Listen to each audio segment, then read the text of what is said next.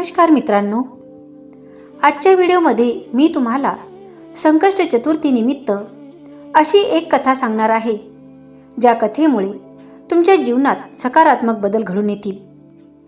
कधीकधी आपल्या आयुष्यात सर्व काही असूनही मन अस्वस्थ राहतं, कामात अपयश येतं, बुद्धी गोंधळलेली राहते आणि कितीही प्रयत्न केले तरी यश मिळत नाही.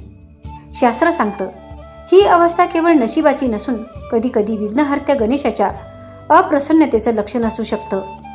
आजची ही कथा आहे श्री गणेश पुराणातील उत्कटतेने ग्रस्त झालेल्या मनुष्याची लक्षणे आणि त्या पिढीतून मुक्त होण्याची दिव्य विधी. ही कथा शेवटपर्यंत ऐका, कारण यातच दडलेला आहे तुमच्या आयुष्यातील विघ्नावर उपाय. आजच्या कथेचा शीर्षक आहे आवेशग्रस्त मनुष्याची लक्षणे. सूतजी म्हणाले, हे शौनक ऋषी, मी तुला भगवान गणेशाचे अनेक गुण सांगितले आहेत. मी आधीच सांगितले आहे की गणेशाचे गुण अनंत आहेत. 100 जन्म घेतले तरी त्याचे पूर्ण वर्णन होऊ शकत नाही. सांग, तुला अजून काय ऐकायचे आहे? शौनक ऋषींनी सूतजींना नमस्कार केला आणि म्हणाले, हे प्रभू, गणेशांच्या शुभ कथा ऐकूनही माझे मन तृप्त झालेले नाही. मला अजून ऐकायचे आहे. कृपा करून गणेशांना प्रसन्न करायचे उपाय सांगा. त्यावर सूतजी म्हणाले, प्राचीन काळातील एक प्रसंग ऐक. एकदा देवर्षी नारद महर्षी सनंदन यांच्याकडे गेले आणि म्हणाले, हे प्रभू, मला कल्पग्रंथाबद्दल काही सांगा. महर्षींनी त्यांना कल्पग्रंथाचे विवचन सांगितले, पण नारद समाधानी झाले नाहीत. ते म्हणाले, हे प्रभू, मला श्री विनायकाशी संबंधित उपाय सांगा. तेव्हा महर्षी म्हणाले, हे नारद, जर कोणताही मनुष्य विघ्नांचा राजा विनायक यांच्या आज्ञेमुळे पीडित झाला असेल तर त्या पीडेच्या निवारणासाठी त्याच विघ्नराजाला प्रसन्न करणे आवश्यक आहे. कारण जेव्हा गणेश प्रसन्न होतात तेव्हा कोणतेही विघ्न टिकत नाही. तर आवेशग्रस्त मनुष्याची लक्षणे बघा. नारदांनी विचारले, हे महर्षींनो, विनायकांच्या आवेशामुळे पीडित झालेल्या मनुष्यांची लक्षणे कोणती आहेत?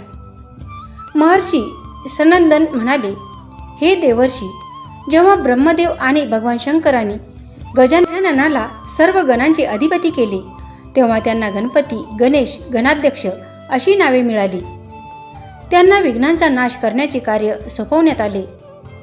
परंतु जेव्हा ते एखाद्या कारणाने कोणावर रुष्ट होतात तेव्हा त्या मनुष्यावर त्यांची वक्र दृष्टी पडते. त्या अवस्थेत त्या मनुष्याला भयानक स्वप्न पडतात.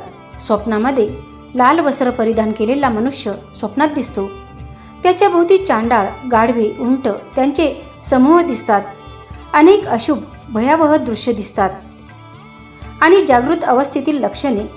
महर्षी पुढे म्हणाले, हे नारदजी, स्वप्नातच नव्हे तर जागृत अवस्थेतही तो मनुष्य भ्रमात राहतो.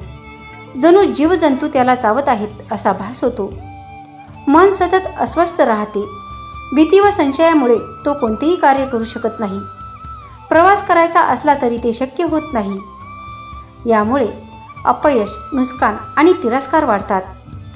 हे सुरू केलेले कोणतेही काम पूर्ण होत नाही. सोन्याला हात लावला तरी ते मातीसारखे होते. सर्वत्र नुकसानच दिसते. मनावर उदासी आणि निराशा असते.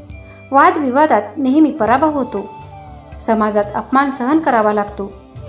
राजकुमार असला तरी तो राज्य उपभोगू शकत नाही.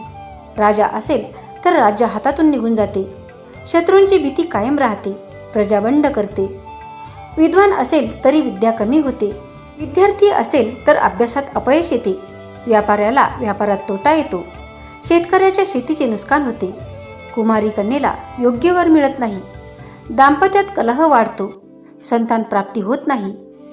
तर या सर्वावर काय उपाय आहे? याच्यावर उपाय आहे विनायक शांती.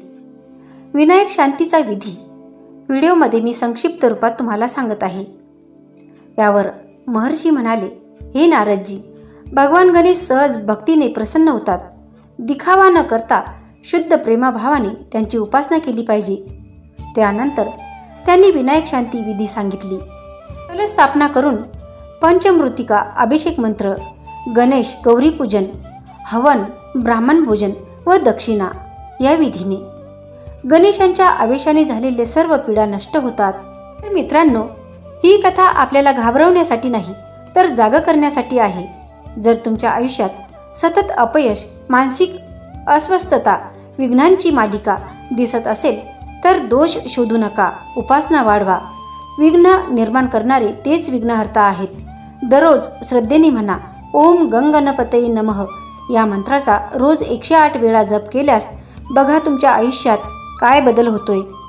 गणेश प्रसन्न झाले की आयुष्य आपोआप मार्गावर येतं.